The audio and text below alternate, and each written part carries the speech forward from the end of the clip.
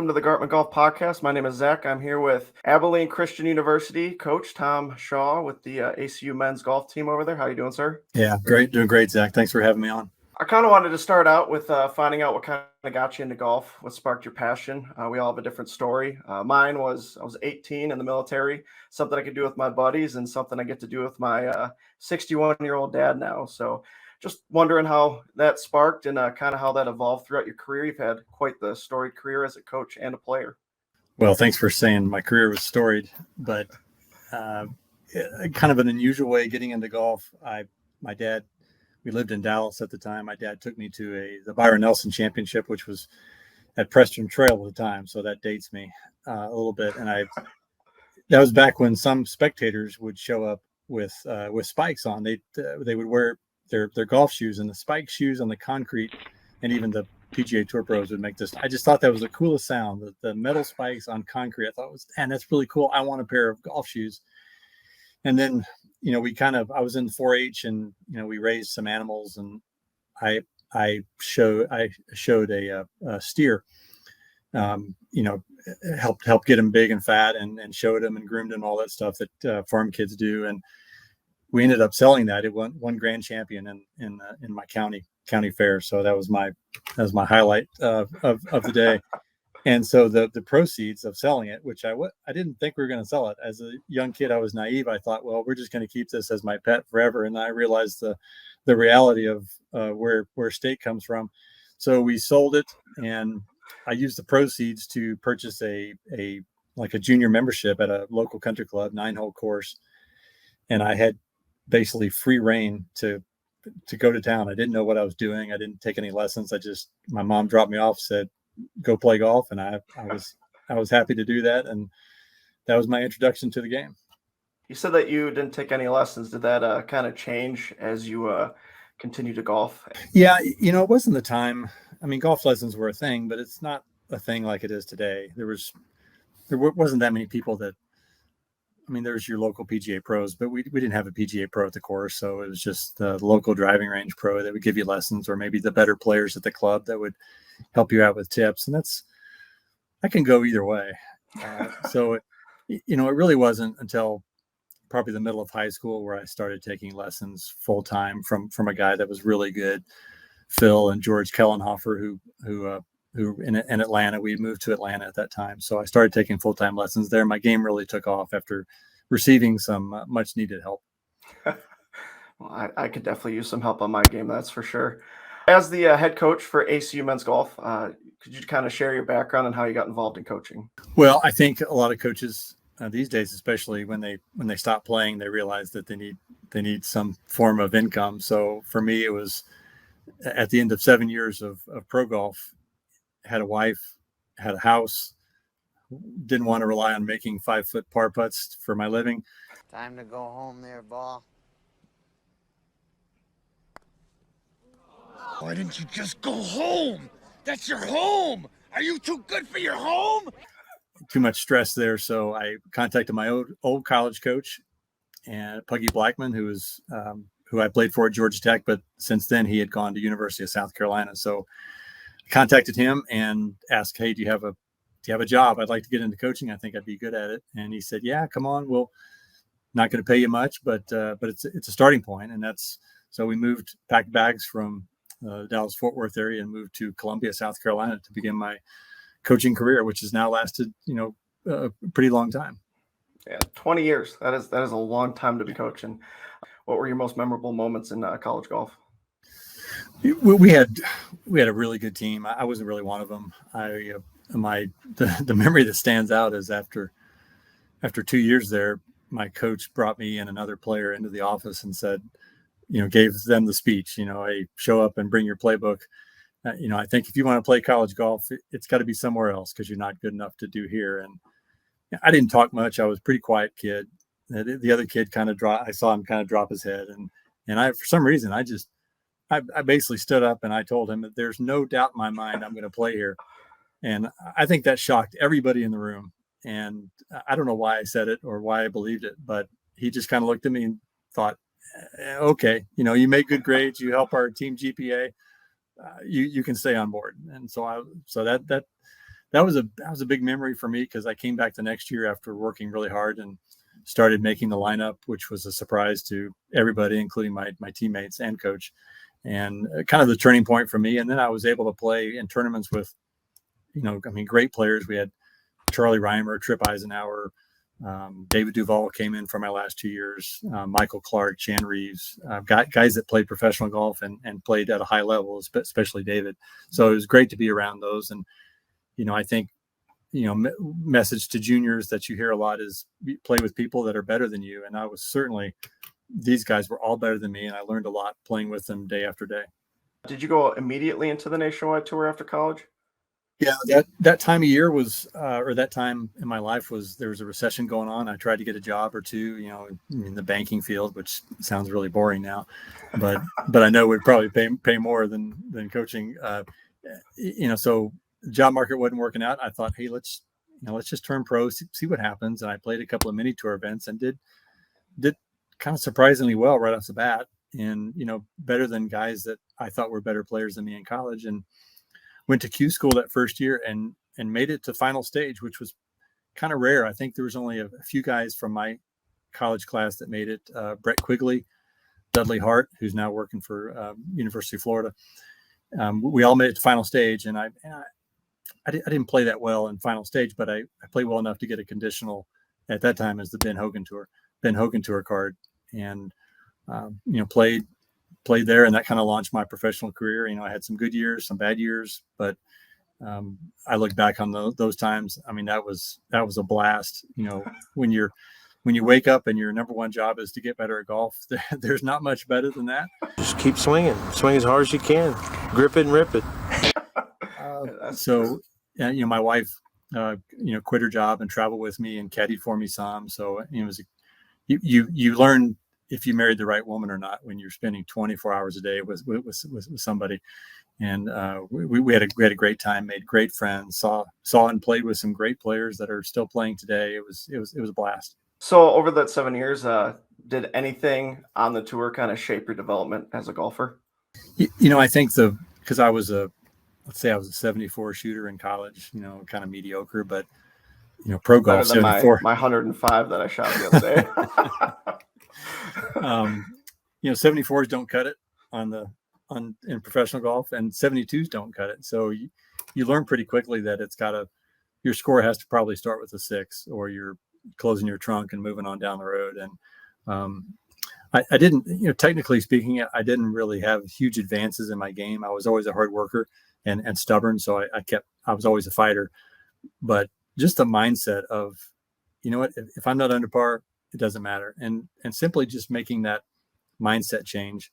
Because, even today on the Korn Ferry Tour, if you're not shooting double digit under par, 20 under par, you just have no chance. And it's not the leaps guys need to make to play at the professional level are less physical and more just a mindset. Hey, if I'm 2 under through 5, I've got to keep the foot on the gas. I've got to get to 3 under after 6 or 4 under after 7. And I think a lot of college players kind of let off the gas a little bit, thinking, hey, I'm under par. If I can just keep it right here, I'm going to have a good round. Coach is going to slap me on the back. And man, pro golf, they're going to slap you in the face.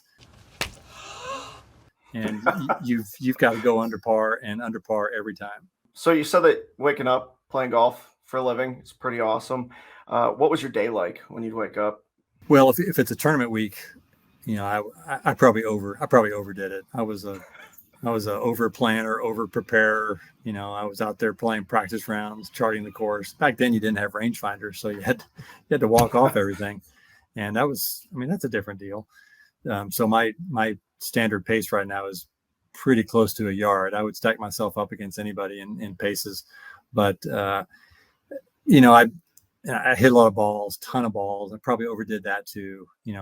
For me, it was, my mindset was quantity over quality, and it should probably be flipped. And so my days were pretty, I was probably more like a VJ Singh, just if you were my caddy, I would make you work, 12 hours a day.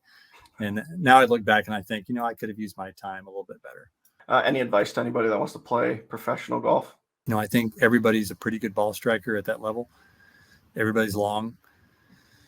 I think wedges are important. I think putting is very important. Even a mediocre putter in professional golf is better than most college players. But man, the transition from college to pro golf these days it's not what it used to be. It used to be you graduated college, you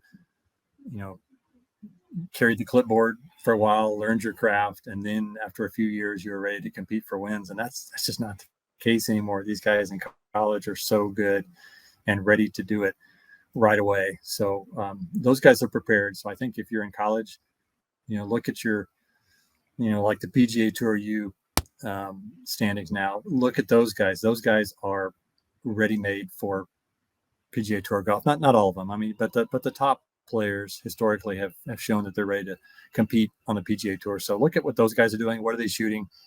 What are their stats? Are they great putters? Yes. Are they great chippers? Probably yes. Good wedge play.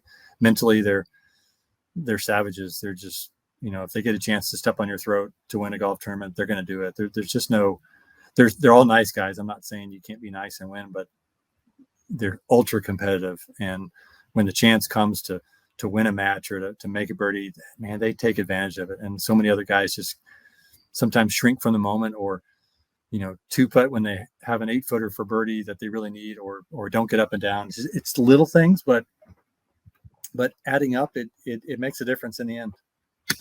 What are your suggestions on somebody who's trying to better themselves mentally? Is that just going out and practicing all the time, hitting a ton of balls, or maybe reading some books? Well, I think it's less about practicing. I think it's, I'm a reader, so I like to do that. I spent some time with some great guys, Bob Rotella and David Cook and those guys like that. So I have a lot of information, but it's applying that information, and you can't apply it until you actually get in the fight.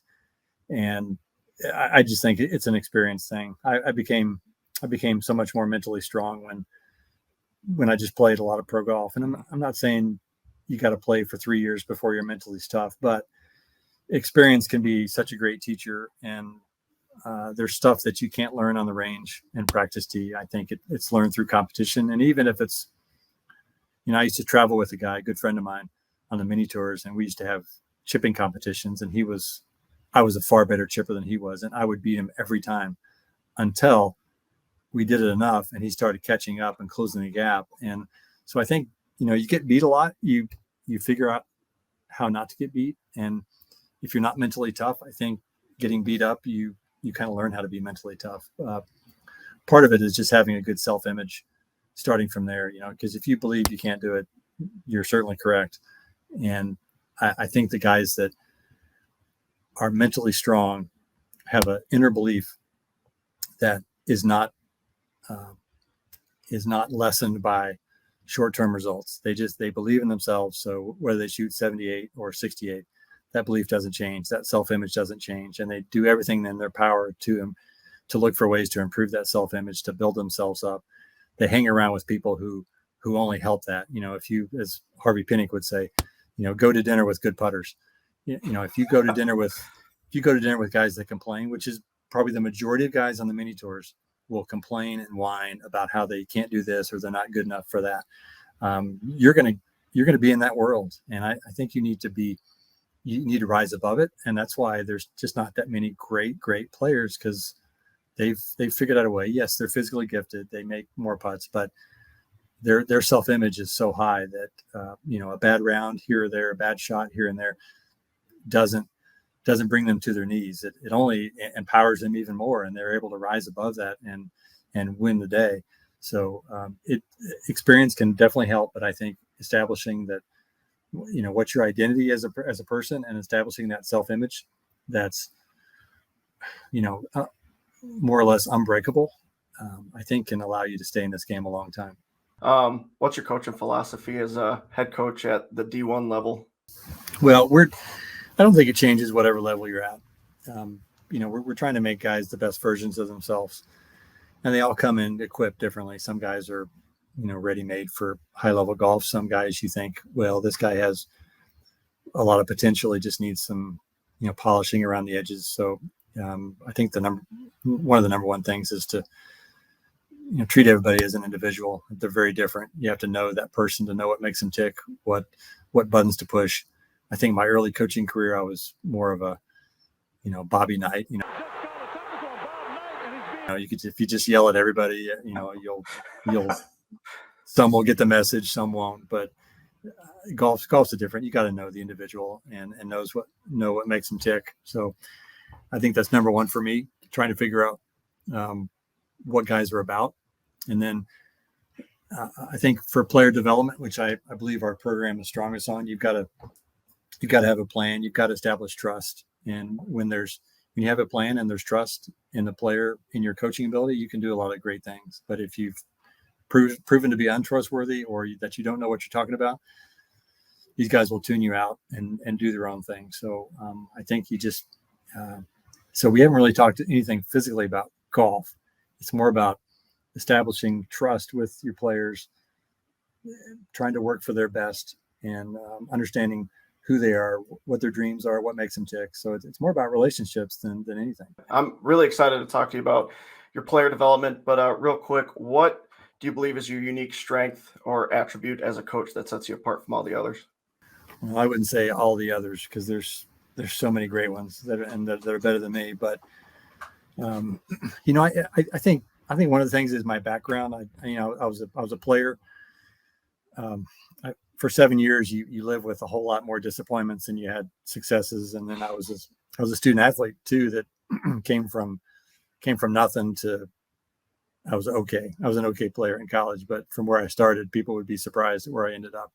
So I can appreciate where these guys come from, and I don't take anything for granted, really. So I think that mindset, just knowing that, hey, at a place we're at, we're not, I'm not recruiting the top 5 guys in the country. I mean, I'd love to have those guys, but the guys I'm getting are really good players who need some fine tuning and a little bit of this, a little bit of that, fill in the gaps. And I think my background allows me to connect with those guys maybe than some other coaches who are, more of a manager, just kind of managing egos and stuff. And I'm not in coaching to manage. I'm in coaching to coach, and I want to be involved and be a part of that. So I guess that's probably my strength is my background and why I'm in coaching, which is not to earn a lot of money, not to win championships, although that's very nice, but just to make a difference in players. Well, you did win your conference last year, which is still pretty sweet. We didn't win it this year, though. Well, I mean, it is what it is. What advice would you give to the aspiring college golfer looking to pursue a collegiate golf career?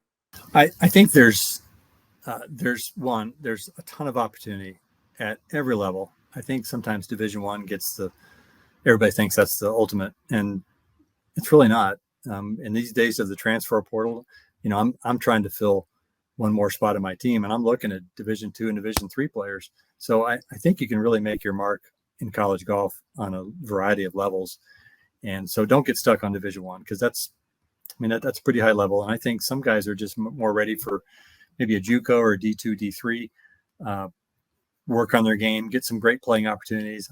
Too many kids don't get enough opportunities at the D1 level. There's some great teams out there, and they have great players, and getting in their roster, getting in that starting 5 on the big teams is really hard. And what does your game do when you typically don't play in tournaments? It's not going to get better. It's only going to stagnate. So I would be realistic with your own abilities. Even though you shoot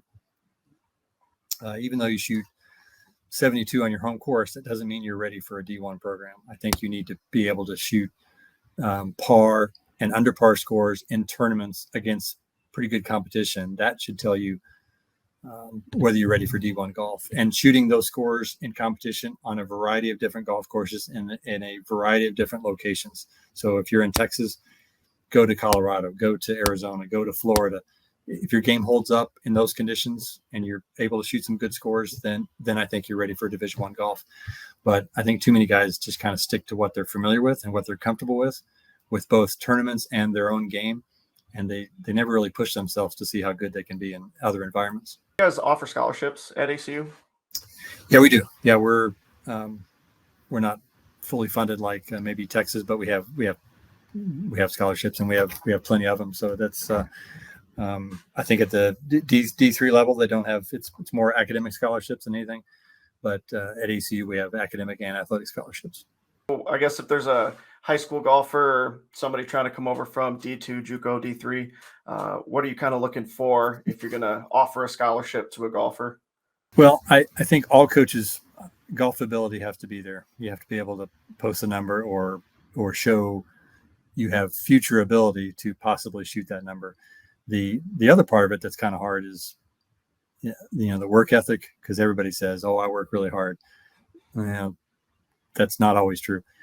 What their mindset is, what their goals are. There's been a lot of kids that get a scholarship to college that once they get that, they feel like they've arrived and the work stops. There's other guys that come to college and get interested in a lot of things, and some of those are not always conducive to great golf. So trying to, the golf scores are easy to find. The physical aspect of hitting a golf ball, that's the easy part. It's hard to understand what makes this person tick. And you can talk to a lot of people and they'll tell you things about this kid, and almost 100% of the time they're positive. It's like a letter of recommendation. I'd rather read a letter of non-recommendation. I want the honest truth, because I know this kid's not as perfect as everybody is making him out to be. But that's kind of the hard part to understand. Hey, what am I going to have for 4 years as part of this team? What kind of teammate is he going to be? What kind of player is he going to be? Is he coachable? Those are the questions you can ask and you get answers, but are they the real answer, or are you just getting what they think you want to hear? That's the difficult part. The golf part is easy to find out if can they hit a golf ball? What kind of speed? What kind of scores? It's the kind of what's inside of them that makes it hard to evaluate. If you can be a good student, boy, you make things really easy on yourself getting recruited. But if you're a 2.0 or a 2.5 kid, you got to be really, really good at golf for you to get a place here. So I'm always stressing academics, because that makes me spread my scholarships a whole lot farther. I don't think I've given athletically only. I don't think I've given a full ride, but I've given a lot.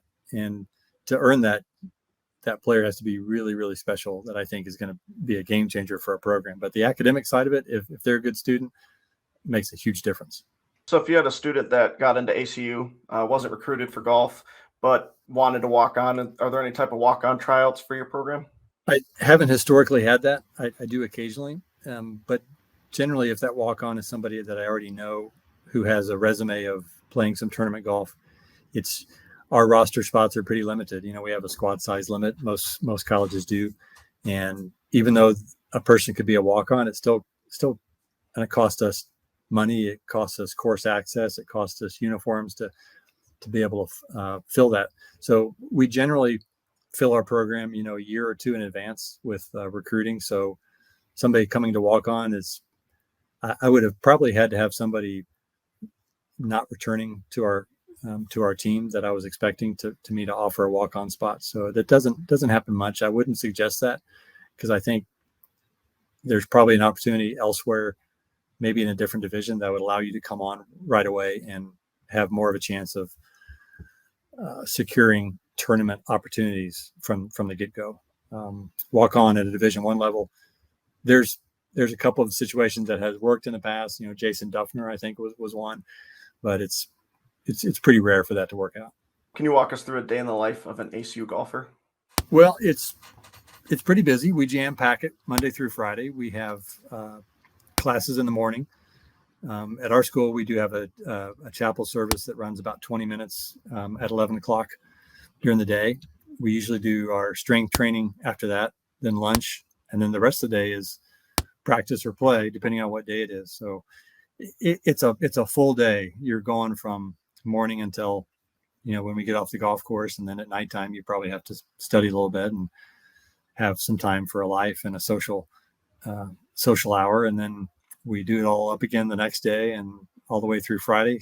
The weekends, I typically leave for the guys to do their own thing, maybe catch up on sleep or laundry or watch football, to be a normal college student. But Monday through Friday, you're a student athlete, and that's 2 jobs in one, and it's a full-time deal. So I think that's a big adjustment for some guys that come from certain schools that maybe school's been kind of easy and they don't have to really work that hard. But for kids that have pushed themselves in high school, then college life is really no different from what they experienced in high school. So it's Monday through Friday. We go at it pretty hard, but as I tell the guys, we're not digging ditches here. We're playing golf. it should be fun. It should be something you want to do. And school, okay, I get it. It may not be that much fun, but the other part, the golf side, that should be fun. You should be enjoying that. It shouldn't be too taxing on you. What kind of facilities do the golfers on your team have access to?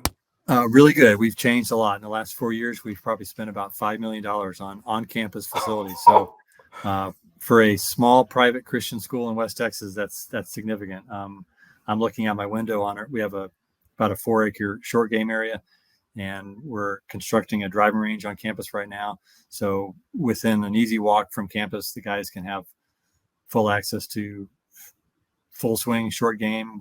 I'm inside of the Byron Nelson clubhouse right now, where they have hitting bays, simulator, locker room. We've got all the technology, TrackMan, Swing Cat, GC Quad, all that stuff. We can help a player develop. If somebody comes in here and wants to be good, there's no barrier to him becoming good. And then we have 3 courses in the city that we play that are within 10 or 15 minutes max. Abilene, Texas, we don't have much traffic here, which is really good.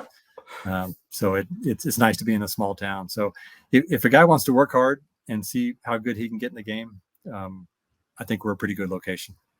So you did mention TrackMan, a bunch of technology. So what kind of role does that technology play in your coaching methods? It's a big role, but I think you need to know when to use it. A lot of the guys are, they're looking for, they hear TrackMan all the time, and they want all the numbers, and you have to know your players. That's not always a good thing. So you've got to know as a coach when to use the numbers and when not to use them. I'm an analytical guy. I want the numbers at all times. So I'm going to get all the information and then know what to distribute to my player. Some players I think can handle it. Some are kind of new to it, and you give them too much and you can just see their eyes start glazing over.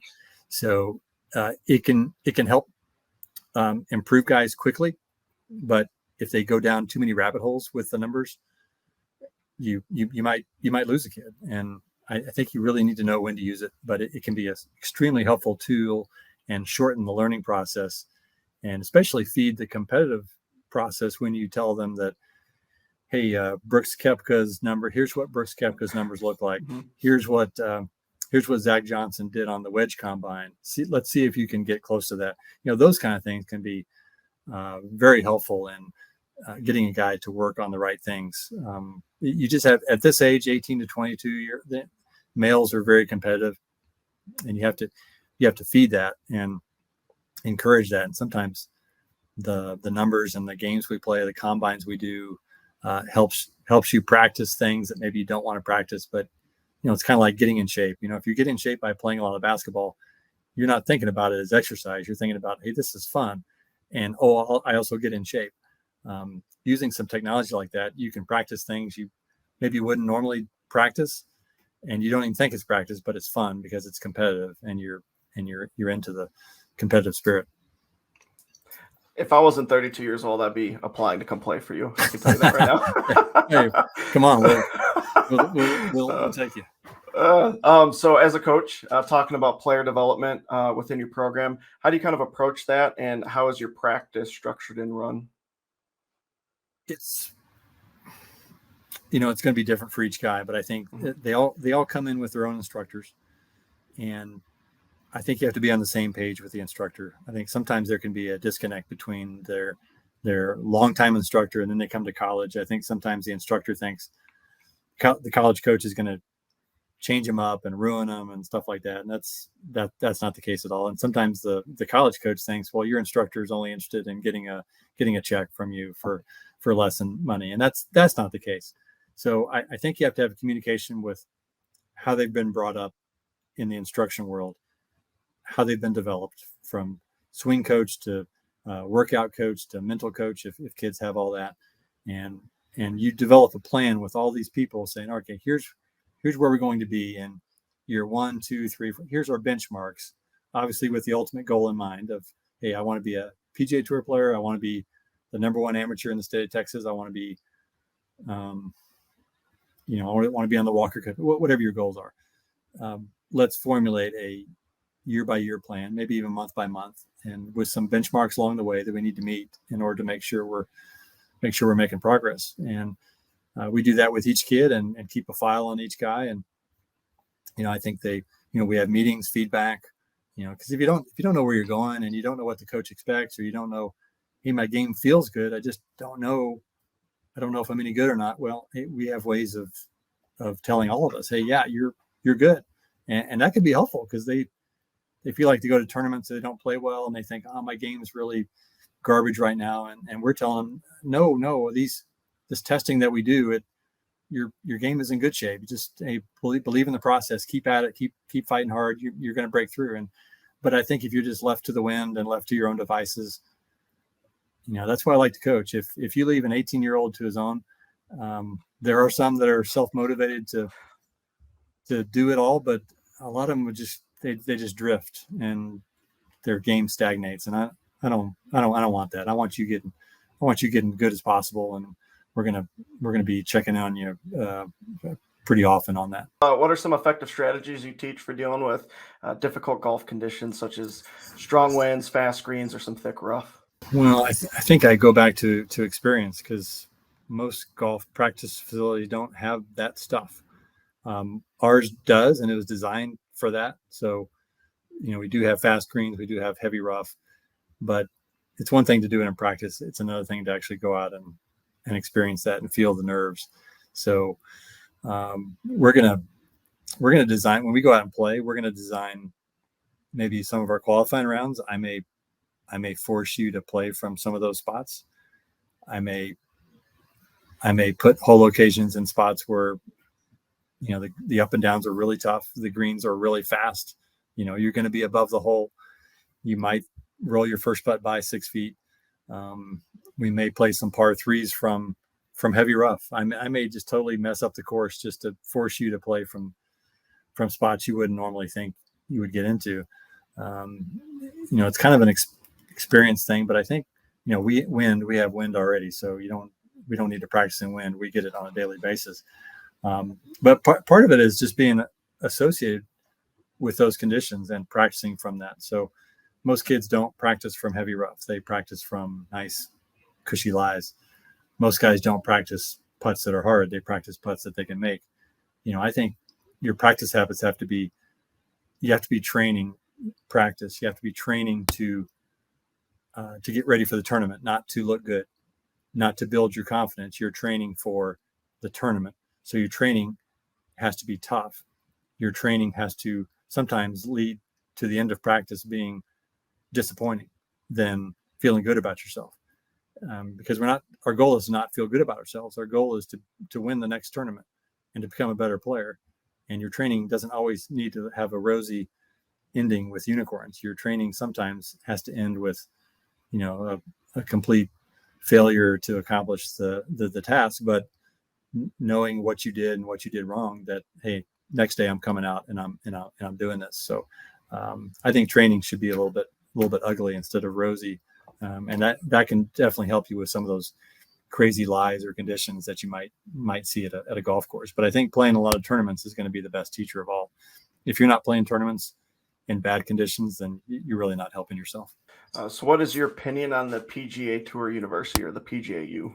Oh, I think it's good. It's a great opportunity to spread the college game. There's some incredible players in college. I think it's the PGA Tour U is mostly your Power 5 schools, which I think only deepens the divide between Power 5 and small mid-major schools like me, because recruits will see that list and think, oh, I've got to go to this school or that school. But the answer to everything is probably get better. So our program needs to get better. We have to get better recruiting, and maybe we'll get some players on that list. But it's an incredible door-opening opportunity for some of the best college players in the country to get immediate PGA Tour or Korn Ferry access that they didn't have before. And with today's news on the LIV and PGA Tour, I just saw that. does that change a lot of this stuff? I don't know. There's a lot of questions to be answered, but I think generally PGA Tour U has been outstanding for the college game. Yeah. Who's your favorite golfer? Tom Watson. Okay. Always Mine's Ben Hogan. Oh, well, Excellent. Tom Watson's always been. I played Golden Ram irons because Tom Watson played Golden Ram irons. I've always loved how he approached the game with integrity, and he's a great putter, fighter. I love the guy. Favorite golf course? Augusta National. Have you played it? I have. Oh my gosh, that is my dream course. If I could play that, my life would be complete. What's your favorite hole? 13 is my favorite hole. I got a caddy at the Masters in 2008. Who'd you caddy for? Caddy for Michael Thompson, who was in the Masters as he was runner-up in the USAM to Colt Knost, and Michael played for me for 2 years at Tulane, and asked me to carry his bag when he was a student at Alabama. So I jumped at that opportunity, and it was a blast. But number 3, we played our practice round with Phil Mickelson. I remember asking him, Phil, what's your favorite hole out here? And he said number 13, because he hits that big high fade, and he says, I could play this hole every day of my life, and I just eat it up. So it's an incredible place, as you can imagine. Have you had the opportunity to play Pebble Beach at all? I have. I love that. I think the stretch of 6 through 10 is as good as anywhere in the world. Incredible. I'm very jealous. So if you could play one round of golf with anybody, living or deceased, who would it be and why? Well, I'm going to go back to the past. I'm going to say Bobby Jones. That would be awesome. We were Bobby and I were both. Bobby was at Georgia Tech too. He got his engineering degree at Georgia Tech, and he's always, I kind of grew up part of my lifetime in Georgia, and if you grow up in Georgia, you learn Bobby Jones, and I've always just admired his desire to remain an amateur, and his integrity and honesty, and just the way he approached the game. I just think he was a true gentleman. I just love to, especially playing with the Hickory. I'd love to go back and play Hickory golf with him just to see how he maneuvered the ball in those conditions. So I definitely want to go back to play with him, but I want to go back and play with him in his prime with the equipment of the time. I think that'd be fascinating. That'd be an awesome experience. That'd be like playing with Tiger Woods in his prime. Man. Wow. That'd be pretty good too. I mean, I would be very embarrassed to play with him, but so how can anyone interested in golfing at ACU get in contact with you? Well, I'm we have we're all over social media. Twitter, it's ACU_Coach Shaw, and the same on Instagram, ACU_Coach Shaw. Probably the best way to reach me there. Email address is tom.shaw@acu.edu. So pretty easy these days to get a hold of coaches, and pretty easy to get a hold of student athletes too. So it's a world of communication now. There's no barriers to that. And recruiting, you have to find out the best way to connect with people. And reluctantly, I'm on social media. So, and if it's okay with you, I can include all that in the description. Yeah, That's cool. Great. Easy Great. click link. Yeah, perfect. Perfect. I did see when I was looking at your Twitter, one, you're a huge Hockey Dallas fan. Saw a lot of the retweets. Yeah. And two, I think it was back in April, y'all had I had it written down here. I cannot remember what it's called, but it was like an initiative for people to donate to help y'all's golfers. Yeah. It was ACU Gives, which just lasted one or 2 days, and that was just a chance for everybody to kind of donate to our program, whether it's $1 or $1 million. And we got more $1 than we did $1 million, but it was still really good. I'm a huge sports fan. Most of it in Dallas, so Cowboys, Rangers, Stars.